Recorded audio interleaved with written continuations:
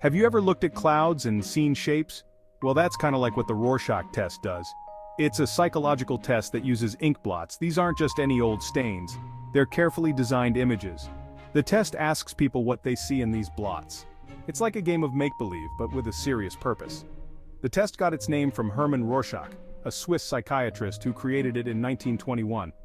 Rorschach thought that how we see these inkblots could reveal things about our personality. The idea caught on fast in the world of psychology. The theory is that our minds shape what we see. Our experiences, fears, and desires all play a part. So, when we look at something vague like an inkblot, our minds fill in the blanks.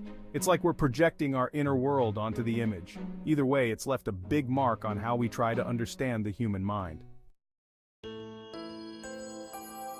Let's walk through how this test actually works. The person taking the test sits down with a psychologist. The psychologist has a set of 10 inkblot cards. These aren't just random blobs, they're carefully designed and always the same. Some are black and white, others have color. The psychologist shows these cards one at a time and asks, "What might this be?" The person can say whatever comes to mind. There's no right or wrong answer. Some people might see a butterfly, others might see two people dancing. The psychologist isn't just interested in what you say, but also how you say it. Do you turn the card around? Do you take a long time to answer? Do you seem uncomfortable? The psychologist takes notes on everything, trying to get a full picture of how you approach the task. It's like peeling back layers of an onion to see what's inside. Now let's talk about how psychologists make sense of all this. It's not as simple as if you see a butterfly, you're happy. There's a whole system for scoring and interpreting the responses. This system looks at several things.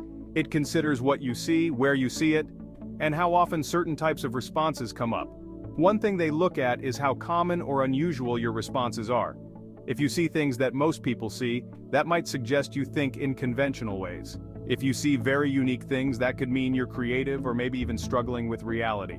Psychologists also pay attention to the content of your responses. Do you see mostly happy things or scary things? Do you focus on whole images or small details? It's like putting together a puzzle, with each response being a piece. Now let's dig a little deeper. The Rorschach test taps into several parts of our mental processes. First, there's perception.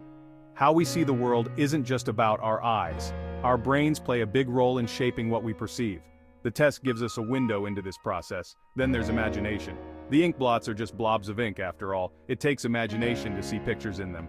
How much imagination someone uses and what kind of things they imagine can tell us a lot. Mood also plays a big part. If someone's feeling down, they might see more negative or sad images. Lastly, our defense mechanisms come into play. These are the mental tricks we use to protect ourselves from uncomfortable thoughts or feelings. Section 5. Stirring the pot controversies and debates. Now, the Rorschach test isn't without its critics. One big issue is reliability. That means whether different psychologists would interpret the same responses in the same way. Some studies have shown that there can be a lot of variation. Another hot topic is validity. That's about whether the test actually measures what it claims to measure. Does seeing a bat in an inkblot really tell us something meaningful about your personality? Some researchers say yes, others say no. There's also debate about the test's cultural fairness. The inkblots were created in Switzerland in the 1920s. Do they mean the same thing to someone from a different culture or time? The way the test is used has also been questioned. Some say it's been overused or misused. These debates have led to changes in how and when the test is used. Section 6. Not perfect. The limitations of the Rorschach test. Like any tool, the Rorschach test has its limits. One big limitation is that it relies heavily on the skill of the interpreter. It's not like a multiple-choice test with clear right or wrong answers. A lot depends on the psychologist's training and experience. Another limitation is that the test can be influenced by temporary factors. If someone's having a bad day, or if they're nervous about taking a test, it could affect their responses. The test also doesn't work well for everyone. Some people might not have the verbal skills to describe what they see. Others might be too concrete in their thinking to engage in the imaginative task. This is why the Rorschach is usually used as part of a larger assessment, not on its own. Section 7. Where does it stand today? So, where does the Rorschach test fit in modern psychology? Well, it's not as widely used as it once was. Many psychologists have moved away from projective tests like the Rorschach. They prefer more standardized, objective measures. That said, the Rorschach hasn't disappeared. Some psychologists still find it valuable, especially when used as part of a comprehensive assessment. The Rorschach can provide insights that other tests might miss. It's particularly useful for understanding how someone thinks and perceives the world. In clinical settings, the Rorschach is sometimes used to help diagnose certain conditions. It can be helpful in assessing thought disorders or personality disorders, but it's rarely used alone for diagnosis. Psychologists combine it with other tests, interviews, and observations to get a full picture.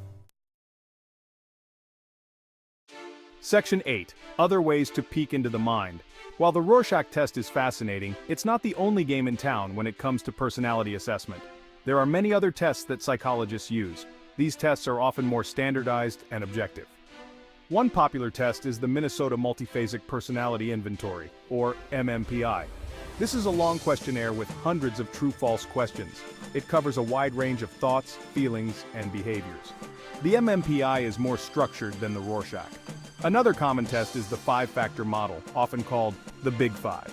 This looks at 5 main personality traits: openness, conscientiousness, extroversion, agreeableness, and neuroticism.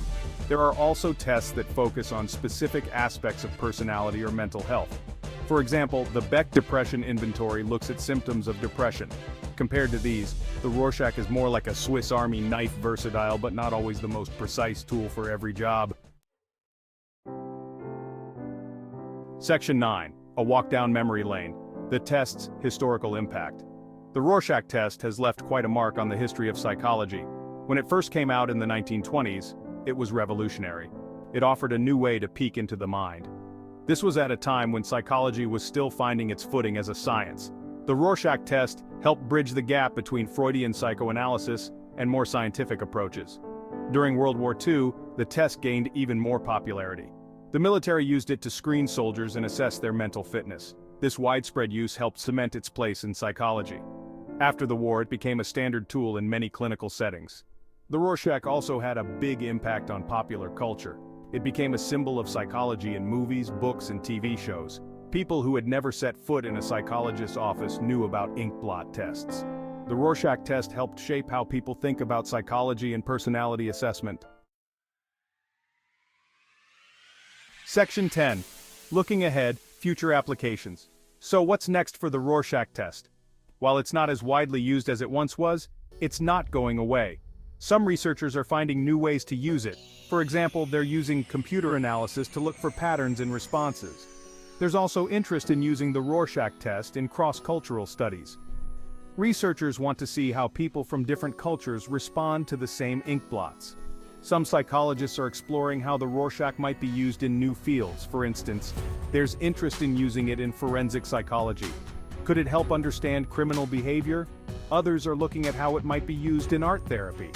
The idea is that creating and interpreting inkblots could be therapeutic. There's also talk about updating the test for the digital age. Could virtual reality or augmented reality create new kinds of inkblots? Section 11, wrapping it up, the big picture. So, what's the bottom line on the Rorschach test? Well, it's a bit like modern art. Some people see deep meaning in it, others just see random splatters. The truth probably lies somewhere in between. The Rorschach test isn't a magic window into the soul, but it's not just a party trick either. When used properly by trained professionals, the Rorschach can provide valuable insights. It can help us understand how people think and perceive the world. It can give clues about personality and mental health. So in the end, the Rorschach test has played a crucial role in the evolution of psychological assessment.